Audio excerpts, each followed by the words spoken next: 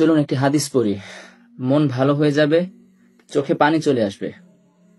সহিহ বুখারী ৭৫০৭ নম্বর হাদিস।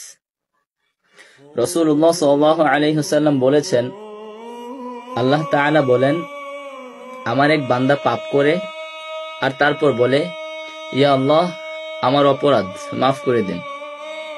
তারপর আল্লাহ বলেন, আমার বান্দা গুনাহ করেছে আর এরপর বুঝতে পেরেছে তার এক রব রয়েছেন যিনি গুনাহের জন্য ক্ষমা করতে পারেন, আবার শাস্তিও দিতে পারেন। তখন আল্লাহ তাকে মাফ করে দেয়। সে পুনরায় পাপ করে আর বলে, ও আমার রব, আমার গুনাহ হয়ে গেছে, আপনি আমাকে ক্ষমা করে দিন। এরপর আল্লাহ তাআলা বলেন, আমার বান্দা অপরাধ করেছে আর তারপর বুঝতে পেরেছে তার এক রব রয়েছেন যিনি গুনাহের জন্য ক্ষমা করতে পারেন, আবার শাস্তিও দিতে পারেন।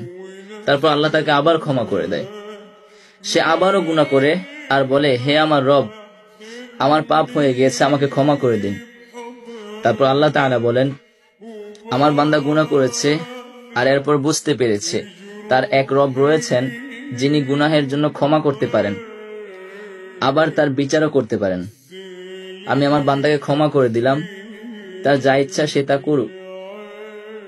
যতবার মন দিয়ে পড়ি, অনুভব করি, চোখ ভিজে আসে। এত মহানুভব মালিক আমার, এমন মালিকের দাস হবার সৌভাগ্য কজন মানুষের হয়? এতই মহৎ, মহান আর স্নেহময়, ক্ষমাশীল তিনি।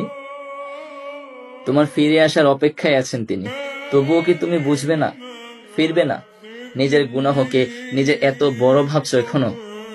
তার অপার রহমত আর ক্ষমার চাইতেও নিজের অপরাধকে, গুনাহকে বিশাল মনে করার দুঃসাহস কিভাবে করছো?